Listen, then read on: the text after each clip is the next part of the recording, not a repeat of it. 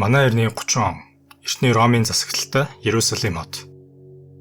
Одоогийн Палестин болон хажуу хөрш Израиль. Нутгийн еврей ард иргэд нэгэн хүнийг цаазаар ахуулахыг үзэхээр цугларсан байв. Тэр хүн нь хэн бэ?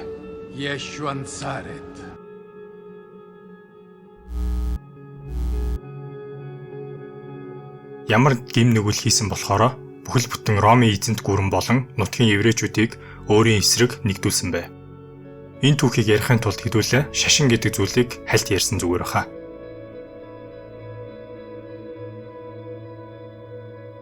(2025) он. Дэлхийд өнөөдөр 5 том шашин байдаг гэдгийг бид бүгд мэднэ. Үүнд Арабын орнуудын ислам шашин, энтэгчүүдийн хиндуизм, Зүүн Аз хэсгийн дагдаг буддизм, еврейчүүдийн жудаизм, тэгээд эцэст нь өнөөдрийн бичлэгийн гол сэдэв болох барууны хамгийн том шашин болох христийн шашинаар багтаж байгаа. Христийн шашин нь өөрөө 1-р зууны үед үүссэн бөгөөд энэхүү шашны гол хүн нь Яшва бен Йосеф юм. Эсвэл бидний илүү өргөн мэддэг нэрийг нь хэлбэл Есүс Христ. Бурхны хүү гэгддэг энэхүү хүн нь Христийн шашны гол дүр нь бөгөөд өнөөдөр та түүний зураг хөшөөг Христийн шашны бүх төрөл сум хийдүүдэд дэлхийд даяар харах боломжтой юм. Тэгвэл Есүс нь өөрөө хэн бэ? Ямар хүн байсан болохоор одоо хүртэл бүхэл бүтэн 2000 жилийн дараа олон сая хүмүүсийг өөрийнхөө сургаал, зааварчилгааг дагуулж чадаж байна вэ? Өнөөдрийн бичлэгэн дээр би тэгвэл энэхүү асуултанд хариулахаар шийдээд олон цаг өдөр судалгаа хийлээ. Судалгаануудаа зөвхөн интернет төдийгүй бүр жинхэнэ Байблыг олоод анх удаага онгойлгож үзэж судалсан юм. Тэгэхээр энэхүү бичлэгийн гол асуулт нь бол Есүс Христ жинхэнэ хүн байсан уу? Би түүхэн бичвэрүүд, Байбл дээрх нотлохоо, археологийн нотлохоо болгоныг авч үзэж энэхүү асуултанд энэ бичлэгээрээ баримттай ямар ч өрөөсгөл ойлголтгүйгээр хариулах гэж оролдох болно. Харин та болохоор тухтаа суугаад эсвэл орондоо ороод энэ баримтат киногоо таалан үзээрэй. Тэгээд мэдээж энэ бичлэг таалагдсан бол лайк дарж миний чаналд subscribe хийгээрэй. Баярлалаа.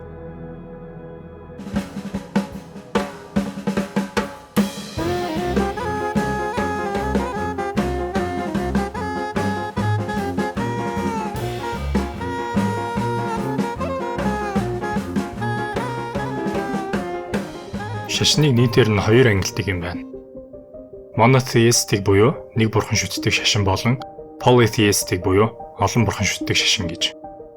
Тэгвэл Христийн шашин үүсгэхээс өмнө хүн төрөлхтөн нутаг нутгаас хамааран олон бурхан шүтдэг polytheistic шашныг илүү шүтдэг байсан юм байна. Үүний хамгийн том 2 жишээ нь гэвэл эртний грекүүдийн шүтдэг байсан Hellenic шашин буюу бидний сайн мэдэх Zeus, Athena болон Hercules нар энэхүү шашинд багтаж байгаа юм. Дараагийн жишээ нь гэвэл эртний Скандинавийн орнуудын шүтдэг байсан Odinizm буюу таны мэдэх мөн үзэх дуртай Marvel Comics дээр гардаг Odin, Thor болон Loki бурхад нар энэхүү шашнаас гаралтай юм байна. Харин Христийн шашин нь өөрөө болохоор Эбрахим бурхны шүтдэг шашны бүлэгт хамаардаг бөгөөд Есүс нь өөрөө Эбрахим бурхны хүү гэж Христийн шашинд үздэг юм байна. Тэгвэл энэ бурхны шүтдэг өөр шашнуудыг дурдвал еврейчүүдийн жудаизм болон бас үнэхээр сонирхолтой муслимчуудын шүтдэг ислам шашин ордог юм байна. Энэний талаар дэлгэрэнгүй түүхийг би ирээдүйд ярьж өгөх болно. Гэхдээ яг одоогоор бол үндсэн сэдэв рүү оръё гэж бодлоо. Есүсийн талаар ярилцгаая.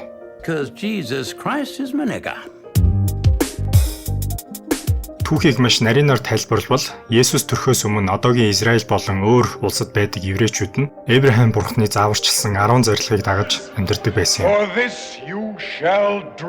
Энэхүү 10 зорилгыг алдарт Мoses нь бурхантай ярилцаж Синай уулан дээр чулуун дээр буулгаж авсан гэдэг.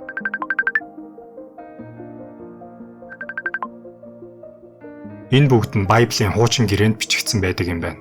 Тэгвэл Байблийн шинэ гэрээнд бичигдснээр бол Мoses еврей хүмүүсийг Египтийн дарангууллаас аварснаас хэдэн зуун жилийн дараа буюу манай эртний өмнөх 4-р онд одоогийн Израилийн Бэтлеhem хотод энгийн хончин залуугийн эхнэрээс манай бичлэгийн гол сэдэв болох Яшва бен Йосеф төрсөн юм байна.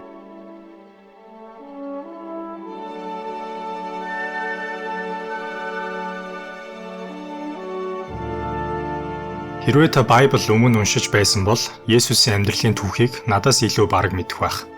Хэрвээ уншиж байгаагүй бол Есүсийн амьдралыг би маш богиноор тайлбарлаж өгье. Есүс нь Бэтлеhem хотод төрсний дараа өсвөр насаа Назарет хотод өнгөрүүлсэн юм байна. Иймээс түүнийг Назаретийн Есүс гэж дууддаг байсан юм. Түүний их бол Гигэн Мария бөгөөд тэр нь Бурханаас жирэмсэн болсон гэж Байбал дээр бичиж байжээ.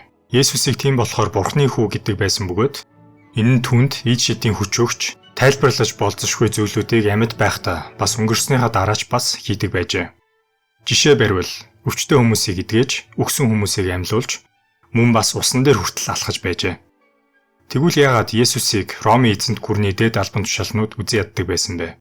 За үнэхээр урт түүхийг бас товчлон ярихад агуу Ромын эзэнт гүрэн нь дэлхийн өнцөг булан бүрт өөрсдийн гэсэн мунж буюу колонтой байсан юм.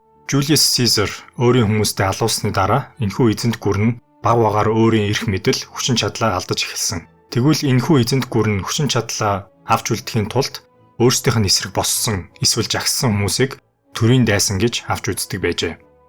Нэг ёсондоо бол дарангууллын засаглалтай байсан гэсэн үг юм. Тэгвэл энэхүү хатуу хууль дүрмтэй улсын нэг мужид нь нэг хүн өөрсдийнх нь хууль дүрмийг нь үл тоомсорлоод өөрийгөө Бурханы хүү гэж дуудаад хүмүүсийг дагуулад яваад байвал магадгүй дургүй нь хүрсэн байх. Тэгээд ч барахгүй нутгийн иргэдийн шүтдэг Эбрахам Бурханы хүү гэж өөрийгөө дуудсан нь бас еврейчүүдийн дургуйг бас хүргэсэн юм. Тийм болохоор Ромын эзэнт гүрний цэргүүд болон еврейчүүд Есүсийг худлаа ярьдаг, дайсан гэж үзэж, гэмт хэрэгтэн гэж авч үзжээ. Есүс тэгвэл өөрийнхөө 12 дагагчтай Бурханы сургаал болон захиасыг заадаг байсан бөгөөд явсан газар болгондоо хичээл орж, ядуучуудад тусалж, гим хийсэн хүмүүсийг өршөөж, зовлонд нэрвэгдсэн хүмүүсийн зовлонгийг байхгүй болгож өгдөг байсан юм байна. Тийм болохоор нийгмийн сул дорой, ядуу, зовж байгаа хүмүүс Есүсийг илүү хүлээн зөвшөөрөх нь ихссэн байна. Энэ бас Ромын эзэнт гүрний цэргүүдийн дургуйг бас хүргэсэн юм. Яагаад гэвэл иргэд нь өөрсдийнх нь эсрэг босоод эхэлбэл хүчин чадлаа алдаж, магадгүй тэр мужийнхаа нөлөө засаглаач мөн алдаж магадгүй юм. Тийм болохоор манай эртний 30 онд Есүсийн өөрийн дагагч Жудасын урвалтын тусламжтайгаар Ромын цэргүүд Есүсийг олж барьж аваад иргэдийн нүдэн дээр аимшигтайгаар тамлаж сүүлд нь түүнийг цовдлоод алсан юм. Үхэхээс өмнө Есүс 12 дагагч болон Маритай хамт эцсийн зоогоо барьж талах болон виног өөрийн бие махбод гэж өргөмжилж тарааж өгсөн байдаг юм байна. Есүсийг цовдлоход еврей санваартан нар Есүсийн цусыг хундган дотор авч хадгалсан түүх бас байдаг. Үүнийг бид Holy Grail буюу мөнхийн ус гэж нэрлэдэг билээ.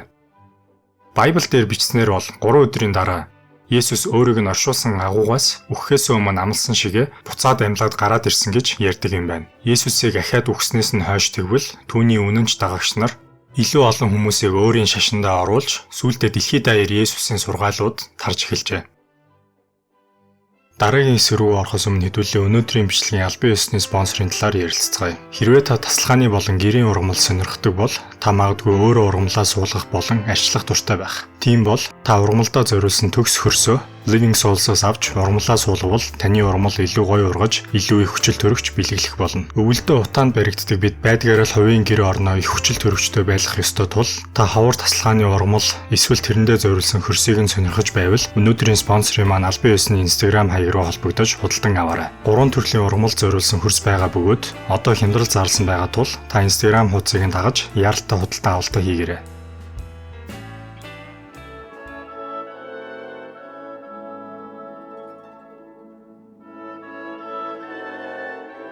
Одоо үлдсэн хэсгүүд дээр хэдүүлээ үндсэн том асуултанд хариулах гэж үзэх болно. Гэхдээ энэ асуултанд хариулахын тулд Есүсийн амьдралын хамгийн том нотлох баримт болох Байблийн номыг эхлээд авч үзэж, дараа нь Байблгүйгээр нэг бас харж үзэх болно. Тэгвэл Байбл дээр ялангуяа шинэ гэрээн дээр тэгвэл юу гэж ярьдаг вэ? Байблийн Gossip болох Маthew 27 дээр бичгтээ Пилатын захирагчийн тушаалаар Есүсийг мандах нарнаар цаазаар авахаар баримтлаад аваад явсан гэдэг. Есүсийг Пилатыгийн өмнө хүлээстэй авчирхад Пилат түүнээс чи тэр алдарт еврейчүүдийн хаан мөн үү гэж асуухад Есүс хариуд нь You have said so буюу орчуулбал чиний хэлснээр болъё гэж хариулж байжээ. За тэгвэл эртний Ромын түүхч болон улс төрч Тацтус гэх хүн манай эртний 55 онд амьдардаг байсан бөгөөд тэр өөрийн тэмдэглэл дээр Христийн шашны хөдөлгөөнийг үүсгэн байгуулагч Христос нь Тибетиус удирдагчийн үед аимшигтайгаар зовж шийтгэл авсан бөгөөд энэхүү шийтгэлийг тушаалсан хүн нь Понтиус Пилат гэж бичиж байжээ. Тацтус нь өөрөө Байблтай ямар ч холбоогүй хүн бөгөөд мөн Есүсийн амьд байсан хугацаатай ойрхон амьдарч байсан түүхэн нотлох баримтын их сурвалж нь болж байгаа юм. Түүний хэлсэн нь юу нотолж байна вэ гэхлээр Христос гэдэг хүн үнэхээр амьд байсан. Пилатес захирагчийн тушаалаар цаазаар ахуулсан. Христийн шашныг үүсгэн байгуулагч нь Христ өөрөө мөн. Тибетиус Цэсарын үед энэхүү үйлдэл нь болж өнгөрсөн. Еврей түүхч Жозефус тэгвэл манай эртний 37 онд өөрийн тэмдэглэлээр энэ үед Есүс гэдэг хүн амьдардаг байсан. Их мэргэн хүн байсан тул зүгээр нэг хүн гэхэд хэцүү. Түүнийг Христ гэж дууддаг байсан. Пилатес түүнийг цовдлоод алсны 3 өдрийн дараа тэр буцаад амьлаад босоод ирсэн гэж бас бичиж байжээ. Хэдий зарим түүхчид Жозефусын тэмдэглэлийг өөрчилж бүр дараа нь Христэд итгэгчид чимэглэл сольж бичсэн гэж үздэгч нийтээрээ бол яг түүхэн тэмдэглэл гэж үздэг юм байна.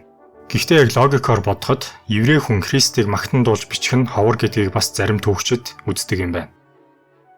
Түүний бичсэн тэгвэл Библийн мөн Матthew 27 болон Лук 24:6-гийн 7-тай яг таарж байгаа юм.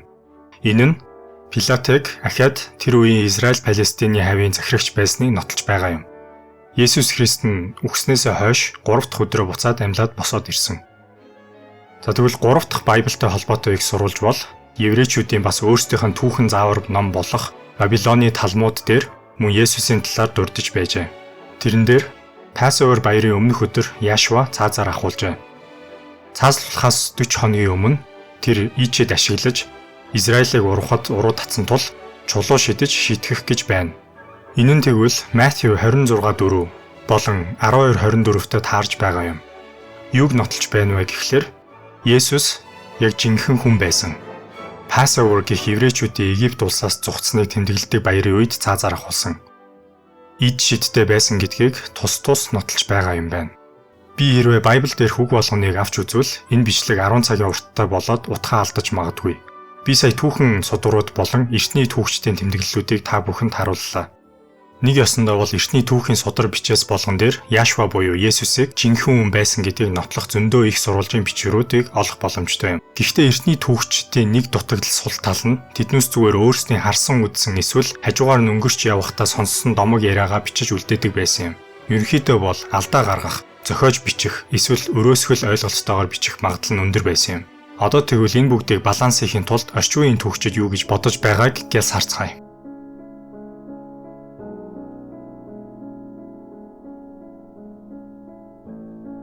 Сонирхолтой нь орчин үеийн түүхчид ч гэсэн Есүс жинхэнэ амьд хүн байсан гэдэгт санал нэгддэг юм байна.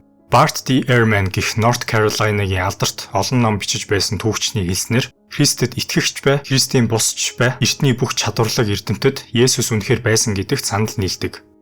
Мөн Есүс байдаг гэдэгт эргэлздэг ноцтой түүхч байхгүй гэж би бодохгүй байна. Бид Есүсийн тухай түүний үеийн бараг бүх хүнээс илүү олон баримт нотлохотой байна гэж тус хэлж байжээ. Maurice Casey гэх Англи Nottingham их сургуулийн профессор багш тэгвэл мөн Есүс байгаагүй гэсэн энэ үзэл илт худал юм. Үүнийг дэмжигчид бас эр бусын чадваргүй байдаг гэж хэлж байжээ. Maurice нь Есүс жинхэнэ амьд хүн байсан гэдгийг өөрөө дэмждэг байсан ч Есүсийг харин эр бусын ич хидтэй Бурхны хүү гэдэгт харин итгэдэггүй байсан юм байна. Richard A. Burridge гэх мөн бас Английн King's College Лондоны профессор хэлэхдээ Есүс бол сүмийн уран зөгнөлийн зохиомол хүн гэж маргах дуртай хүмүүс байдаг. Гэхдээ би л хувьдаа үүнийг орчин үед давтаж шилдэг нэр хүндтэй шүүмжлэгч судлаачийг мэдэхгүй.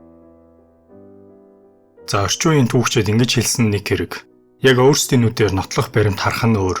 Тийм болохоор одоо археологийн шинжилгээ ухаанд хэдүүлээ анхаарлаа хандуулцгаая. Эхний томоохон археологийн нотлохоо бол Есүсийн цаг үед амьдарч байсан Ромын захирагч Понти Пилаттай холбоотой Пилатын чулуу юм.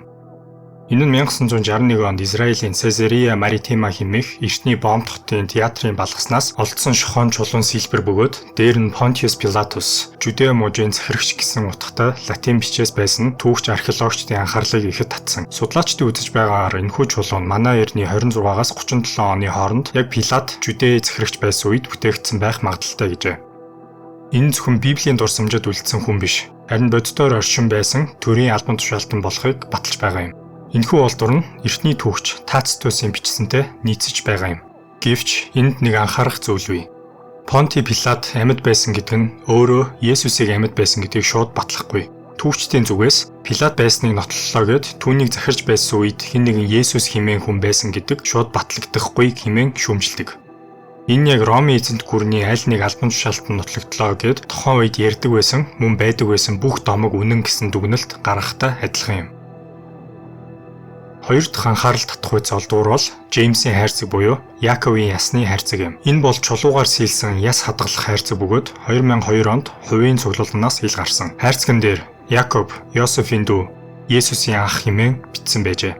Хэрвээ энэ бичээс жинхэнэ бол Библиэд дурддагддаг Яаков буюу Есүсийн төрсөн ахын булчны хайрцаг байх өндөр магадaltaй юм. Тийм тохиолдолд энэ Пилатын чулуунаас илүү үнд сэнтэй түүхэн нотлохоо болох байв. Гэвч энэхүү хайрцаг нь маш маргаантай. Израилийн эртний дурсгалын газрын албан ёсны дүгнэлтээр бичээсээ сүүлийн хэсэг болох Есүсийн ах гэдэг хэсгийг дараа нь хуурамчаар нэмсэн гэж үзэж, уг хайрцагны эзэн Одед Голан гэдэг хүнийг шүүхэд өгч олон жилийн мөрдөн шалгалт явуулсан. Шүүхт түүнийг зохион байгуулалттай хуурамч бичээс хийсэн гэдгээр шийтгээгүйч хайрцагны жинхэнэ эсхийг баталж чадаагүй хэвээр үлдсэн юм. Гэвч гадны зарим судлаачид ялангуяа бичээс судлалын мэргэжилтэнгүүд энэхүү бичвэрийг жинхэнэ гэж үзэж байгаа нь асуудлыг бүрч бодлонтой болгосон. Одоогийн байдлаар олон улсын эрдэмтдийн дийлэнх нь хайрцагын жинхэнэ байх магадaltaй гэж үзэж байгаа ч Израилийн мэргэжилтнүүд нь түүнийг хуурамч хэмээн хിവэрэ ярьдаг юм байна. Гурав дахь археологийн чухал баримт бол Есүс өссөн гэх Назарет хотын ул мөр юм. Урт хугацааны турш судлаачид Назарет гэх газар 1-р зуунд оршиж байсан эсэхэд эргэлзэж байв. Харин сүүлийн жилүүдэд судлаачид тус бүс нутагт эртний байшингийн үлдэгдэл, хэрэгсэл, шарил зэрэг баримтуудыг олсон нь тэнд 1-р зуунд хүмүүс амьдарч байсан гэдгийг баталсан. Энэ нь Назаретийн Есүс гэдэг хүнийг тэнд өссөн тухай Библийн өгүүлэмжийг боддоор дэмжиж өгсөн. Гэвч бас л энэ нь шүүмжил дагуулсан. Зарим эрдэмтэд Назарет байсныг илрүүлсэн нь Америкийн Нью-Йорк хот байгаа юм чинь Spider-Man ч гэсэн байгаа гэж яожилж байв.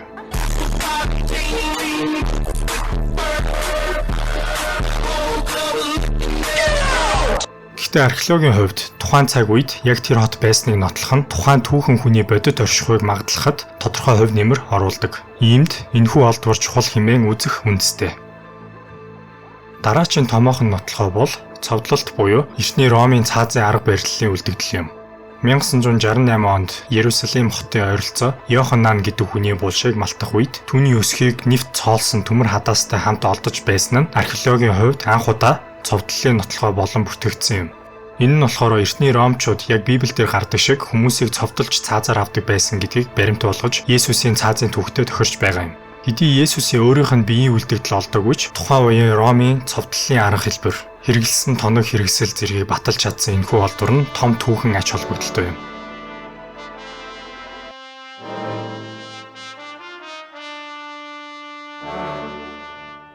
Мэдээж Христийн шашин нь 2000 жилийн түүхтэй.